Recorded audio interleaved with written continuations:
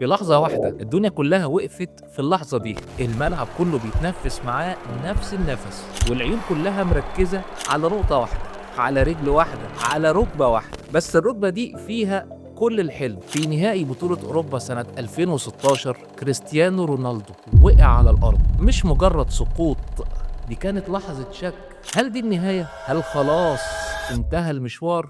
كريستيانو رونالدو الملايين شايفاه آلة بشرية بيقع على الأرض، بيقع في الملعب، مشهد محدش كان يتوقعه. الضبوع نزلت من عينين كريستيانو والماتش لسه شغال، لكن في الحقيقة المباراة اللي كانت شغالة وقتها ما كانتش بين فرنسا والبرتغال طرفي النهائي، لا دي كانت ما بين الإصابة والإصرار. تخيل معايا إنك قضيت عمرك كله تبني حاجة وتيجي ثانية واحدة تهددها. هو حس بالوجع مش بس في ركبته، ده في قلبه كمان. بس هنا بقى السؤال اللي بيفرق بين بطل وإنسان عادي، هل هيستسلم ولا هيستخدم العلم؟ رونالدو اختار العلم، كريستيانو قرر يحول الوجع لبداية حياة جديدة. لكن اللي حصل في الملعب ما كانش إصابة، كان نقطة تحول في حياة نجم.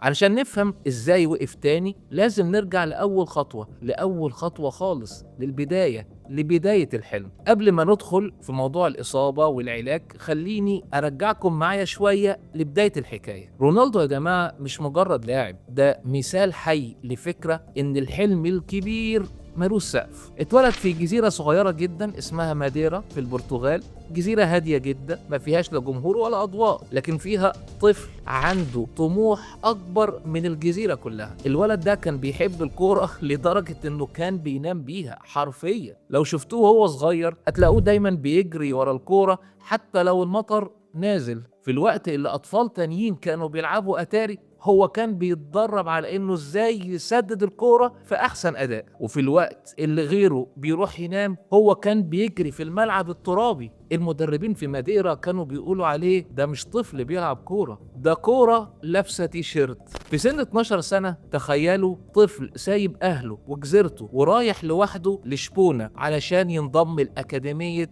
سبورتنج سي بي. قرار كبير على سنه، لكن كان وراه حلم واضح جدا. في أول ظهور ليه مع الفريق الأول خطف الأنظار بشكل مش طبيعي، سرعته، تركيزه، عزيمته، الناس شافت فيه حاجة مختلفة. ومن هنا كانت الخطوة الثانية، الانتقال إلى مانشستر يونايتد. هناك بدأ يبني نفسه صح، كان أول واحد يدخل التمرين وآخر واحد يخرج، كان بيطور كل حاجة، سرعته، عضلاته، تسديداته، لدرجة إن زمايله في الفريق كانوا بيقولوا إحنا بنروح النادي نتمرن وهو جاي يعيش فيه. وبعدين طار لريال مدريد، وهناك بقى أسطورة، أرقام خرافية، بطولات، جوائز كتير كمان، وبقى نجم بيكسر كل الأرقام. لكن وسط المجد ده جت لحظة صعبة جدا سنة 2016، إصابة قوية في العضلة والناس بدأت تتكلم هي دي النهاية. بس رونالدو اللي بدأ من جزيرة صغيرة عمره ما عرف يعني إيه استسلام. اشتغل على نفسه، استخدم أحدث وسائل العلاج ومنها العلاج بالبلازما، وبدل ما يختفي رجع أقوى، رجع يسجل أهداف ويكسب بطولات كأنه بيقول أنا ما بتكسرش. الطريق للقمة عمره ما بيكون مفروش ورد، ودايما في لحظة اختبار للحلم. ولحظة رونالدو كانت في 2016، لحظة وقفته لكنها ما كسرتوش. بعد ما اتكلمنا عن بداية رحلة رونالدو وحكينا عن الحلم اللي بدأ من جزيرة صغيرة، لازم دلوقتي نحكي عن اللحظة اللي كادت توقف كل ده. سنة 2016 رونالدو تعرض لإصابة في العضلة، إصابة قوية جدا في أوتار الركبة وخلف الفخذ، كانت كفيلة إنها تبعده عن الملاعب لفترة طويلة. ويمكن وقتها ناس كتير كانت شايفة إن ممكن تكون دي بداية النهاية، لكن اللي حصل بعد كده كان درس في الطب والإرادة مع بعض. رونالدو اختار علاج حديث وقتها اسمه العلاج بالبلازما الغنية بالصفائح الدموية PRP. العلاج ده ببساطة بيعتمد على أخذ كمية صغيرة من دم المريض نفسه، يتفصل منها البلازما اللي فيها عوامل نمو عالية، وبعدين تتعاد حقنها في المكان المصاب. الفكرة مش في الحقنة نفسها، لكن في إنها بتشتغل على تحفيز الجسم إن يصلح نفسه بنفسه. الخلايا حوالين مكان الإصابة بتبدأ تتنشط، الدورة الدموية بتتحسن، والتئام الأوتار والعضلات المصابة بيحصل بشكل أسرع. رونالدو ما اكتفاش بالحقن بس، ده كان عنده بروتوكول علاجي متكامل. أولا جلسات البلازما على فترات منتظمة. ثانيا برنامج علاج طبيعي مكثف بيشتغل على تقوية العضلة حوالين مكان الإصابة. ثالثا التغذية والانضباط، كان بياكل بدقة كأنه في معسكر دايم. رابعا نوم منتظم وتمارين استشفاء دقيقة. الدكاترة وقتها قالوا إنه واحد من أسرع حالات التعافي من نوع الإصابة دي، لأنه مش بس اعتمد على العلاج لكنه التزم بيه بكل تفاصيله. وبدل ما يغيب شهور طويلة رجع في وقت قياسي، ورجع مش بس يلعب، رجع يسجل أهداف ويكسب بطولات. وده لأن البلازما مش بتدي مسكن مؤقت، لا دي بتصلح فعلا مكان الإصابة. اللي يلفت النظر في حالة رونالدو إن العلاج كان جزء من الخطة، لكن السر الحقيقي كان في التزامه. كان بيتعامل مع كل تمرين ومع كل جلسة كأنها أهم مباراة في حياته. علشان كده رجع أقوى من قبل الإصابة، وكأنه بيقول أنا مش برجع، أنا بتطور. وده اللي بنقوله دايما لمرضانا، العلاج مهم لكن الإرادة والانضباط هم اللي بيكملوا الصورة. كل بطل عنده مفترق طرق، يا يستسلم يا يختار العلم ويكمل. رونالدو اختار الطريق التاني، اختار العلاج اللي غير مسار الإصابة. الفكرة بسيطة بس عبقرية. احنا بنسحب شوية دم من المريض نفسه، نفصل منها جزء غني بالصفائح الدموية، وهو ده اللي فيه عوامل نمو بيساعد الخلايا انها تتجدد، ونرجع نحقنه تاني في المكان المصاب. يعني الجسم بيعالج نفسه بنفسه، كأنك بتعمل نسخة احتياطية من جسمك وتقول له ارجع صلح اللي بوظته. وبي ار بي ده مش سحر، ده علم. البي ار بي بيحفز الانسجه تتجدد، بيقلل الالتهاب، بيسرع الالتئام بشكل طبيعي وآمن. هي ببساطة حاجة جوه جسمنا بنستلفها من نفسنا ونرجعها تشتغل معانا. يعني الجسم زي ما قلنا بيعالج نفسه بنفسه، وده بقى موجود في تخصصات طبية كتير. خلينا نبدأ بأول تخصص، العظام والإصابات الرياضية. عارفين زمان لما اللاعب كان يتصاب كان الفريق كله بيلبس اسود لأنه ممكن يقعد شهور على ما يرجع. دلوقتي مع البلازما الموضوع بقى مختلف، بناخد شوية دم نفصل البلازما نحقنها في مكان الإصابة، تقوم الخلايا تصحى من النوم وتقول يلا نشتغل. الأنسجة تتجدد، الالتهاب يقل، والتعافي يحصل أسرع. لاعبين كبار رجعوا يجروا في الملاعب في وقت قياسي وكأن مفيش إصابة أصلا حصلت. ندخل بقى على التجميل، ودي المنطقة اللي البلازما فيها زي النجمة في عرض أزياء. بدل ما نركب مواد غريبة نستخدم حاجة من جسمنا تحفز الكولاجين، تدي نضارة، تشيل التجاعيد الصغيرة، تحسن الهالات وتنشط بصيلات الشعر. يعني لو وشك أو وشك كان مطفي شوية، البلازما تقول له قوم يا بطل ارجع المع من تاني.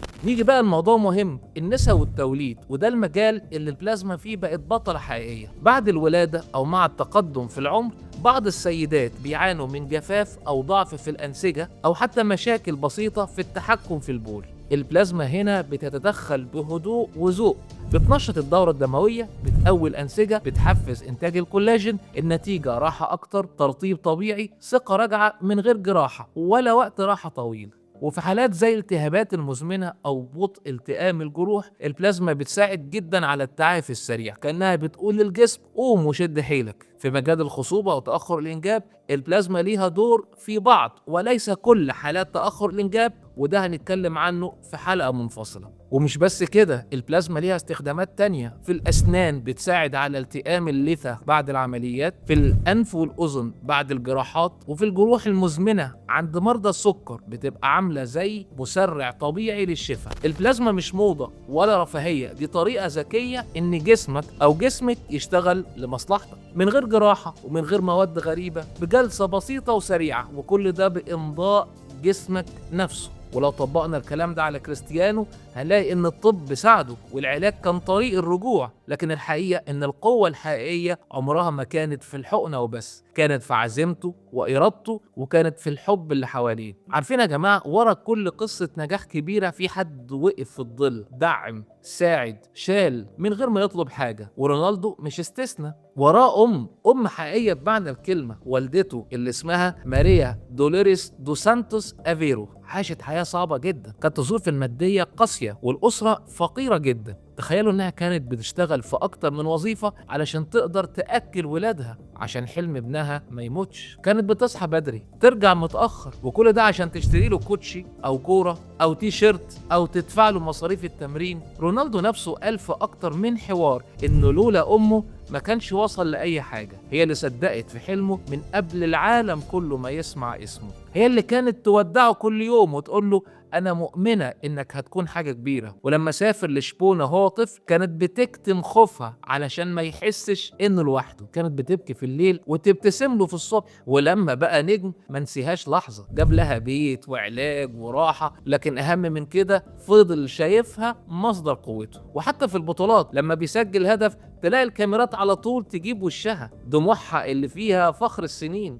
دي مش بس حكاية لاعب، دي حكاية أم ربت، ضحت وأمنت وبنت حلم مع ابنها. ولو قلنا إن بلازما ساعدت رونالدو يتغلب على إصابته، فإيمانه بحلم أمه هو اللي خلاه يقف على رجله من البداية. في النهاية الحكاية مش بس عن إصابة أو ملاعب أو بطولات، دي عن إنسان رفض ينهزم، قرر يقاوم ويمشي بالعلم والإصرار في نفس الطريق، اختار ما يخليش الألم يقفل له باب. العلم كان سلاح والعيلة كانت السند، لكن الشرارة الحقيقية كانت جواه، فعزيمته اللي ما بتتكسرش. يمكن كل واحد فينا عنده لحظة شبه دي، مش شرط في ملعب، ممكن في شغل، في حلم، في حياة، بس دايما في طريق طالما عندك إرادة تمشيه. العلم ممكن يفتح الباب، بس اللي هيعدي منه هو أنت بإصرارك، بإيمانك وبحلمك. وأنا دايما بقول العلم بيديلك الأداة، لكن الإرادة هي اللي بتصنع المعجزة. ولو في يوم عديت بلحظة صعبة أو واجهت وجع واتغلبت عليه، احكيها لنا، لأن حكايتك ممكن تبقى سبب إن حد تاني يقوم من جديد. شاركنا قصتك على منصتنا وخلي صوتك يبقى بداية لغيرك. وأخيرا دمتم سالمين.